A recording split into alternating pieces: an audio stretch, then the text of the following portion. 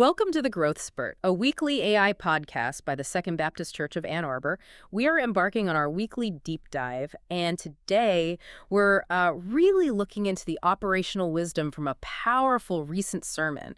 It's called I Know That I Know, and it was delivered by Dr. Stephen J. Daniels, Sr. Yeah, and our mission today is really to analyze the rhetorical force, but also the practical takeaways from that message. The whole thing is really built on this bedrock certainty found in Romans 8.28, you know the one.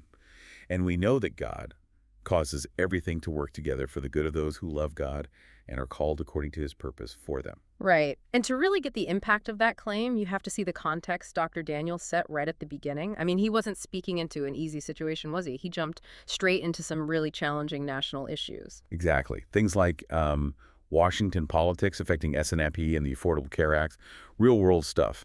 And he mentioned federal employees working without pay during a government shutdown. He wasn't ignoring the hardship. No, definitely not. It felt like a grounding mechanism, you know?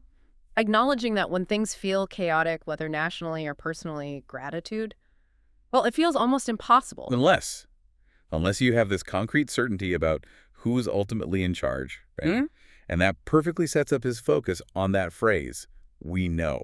That phrase, we know, it's like the hinge for the whole sermon. Because know isn't just hoping or wishing. The definition is perceiving something as, well, fact, truth. Absolutely. Paul wasn't taking a poll there. And what Dr. Daniels did, rhetorically, was frame this as an assumptive declaration. It's like he's saying it's almost psychological warfare against doubt. Reminding believers of something they should already hold on to, turning hope into conviction. Yeah, an actionable, unshakable conviction. But there's a condition, isn't there? Right. The success hinges on the listener. It works for the good of those who love God. And the sermon really unpacked that. Loving God here means being able to trust God, especially when things look bad, like with the political gridlock or personal financial stress he mentioned. So if you maintain that trust, you activate the promise. You access that certainty that God is working it all out for good. That's the core idea. Trust is the prerequisite.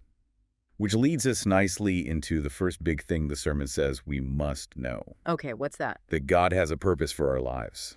A specific intention guiding everything. And Dr. Daniels defined God as the cause here, right? Like the producer of the effect. Exactly. God causes his intention, his purpose for us to come together. So hardship isn't just random. It's part of a divine orchestration. That's a huge shift in perspective. And he got really specific, talking about God's purpose through removal, which, let's be honest, usually feels like loss, not purpose. A lost job, a relationship ending. Right. How do you bridge that gap between the pain now and the purpose later? He used this idea of protective pruning, that God's no is often a strategy. A preemptive strike against future harm, almost. Yeah, exactly. And he gave three really sharp examples. First, relationships. God removing someone, keeping you from her or him because they'd hinder your destiny down the road. So it's reframed, not rejection, but protection. Second was professional. Being removed from a job because staying would eventually taint your witness or your ministry. Sometimes that stability we crave is actually a threat spiritually. That's challenging. And the third one hit on material things, didn't it? It did.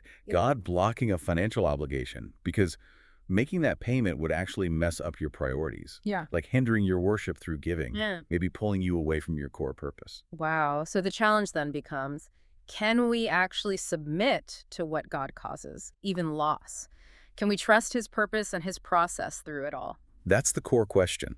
And the comfort offered is that God's present no is setting up a future celebration. It's like an investment in your ultimate good, even if it hurts now. That framework helps make sense of things. It provides a kind of objective measure. Okay, so moving to the second pillar, we need to know God's perfect will governs our lives. Right, and this connects purpose directly to power and provision. If God purposes something, he provides what's needed, the wisdom, the resources, the ability to actually get it done. Purpose and power go hand in hand. They're inseparable. And this is where he introduced that diagnostic tool, the wrong mountain test. Oh, yeah, I found that really insightful. The idea that if you've exhausted everything, your contacts, your money, your smarts, and you're still powerless, then maybe you're climbing the wrong mountain. Maybe you're striving for something outside his will. Okay, but how do you know? How do you tell the difference between being on the wrong mountain and just facing the hard work needed on the right one? Is there a signpost? The signpost he offered was sustainability. And this led to a really crucial distinction, the difference between God's grace and God's will. Explain that a bit more. Well, God's grace and mercy are huge, Right. right? So vast they might allow you to live in a house or work a job or drive a car. He never actually intended for you. You can achieve a level of success just through human effort, through hustle. Mhm. But only God's will allows you to keep it sustainably. If something is outside His desire for you, eventually it's likely to collapse. Your own effort can only prop it up for so long. So, human will can't ultimately override divine intention. It's not sustainable long term. That's the argument. And the ultimate example of submitting your will. Jesus in Gethsemane. Exactly. Facing immense suffering, that very human desire to avoid pain, yet saying, "Yet I want your will to be done and not mine." It shows that even when the purpose is clear, yielding our own will is still a profound struggle and absolutely necessary. That perfectly sets up the third certainty then. We know God's predestined plan directs our lives. Yes. Predestinate meaning to settle beforehand. Hmm. The sermon's point here is that the solution to whatever we're facing, it's already written. It's settled. So we waste energy trying to figure out the how, trying to manage God's timeline. Pretty much. We expend so much effort trying to understand how He'll work it out, how He'll fight the battle, when we should be resting in the outcome. He's already guaranteed. And this destiny, this plan, it's not just about the afterlife, right? No, not just heaven.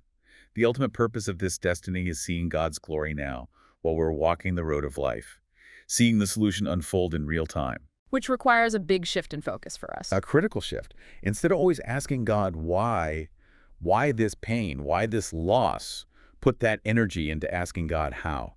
God, how do you want me to navigate this? How should I move through this challenge? Moving from complaint to collaboration, that's powerful. Okay, so if we know His purpose, His will, His plan are all settled, what's still stopping us? What's the barrier to breakthrough?